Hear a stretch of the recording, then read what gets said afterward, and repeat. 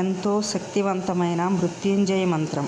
ఎవరికైనా ఆరోగ్యం బాగోలేనప్పుడు ఇంట్లో 108 సార్లు ఈ మంత్రాన్ని దేవుని ముందు కూర్చొని జపించడం వల్ల ఎంతో ఫలితం ఉంటుంది.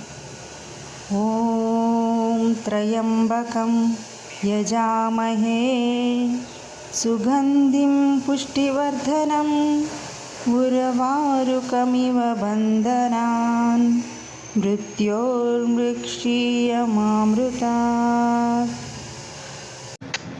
ఓం త్రయంబకం యజామహే సుగంధిం పుష్టివర్ధనం ఉర్వారుకమివ బంధనాన్ మృత్యోర్మృక్షీయమామృతాత్.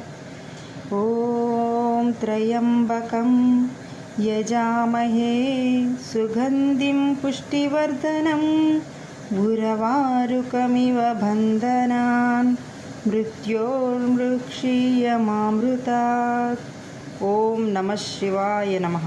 ఓం నమో నారాయణాయ నమః. ఓం నమః శివాయ నమః. ఓం నమో నారాయణాయ నమః.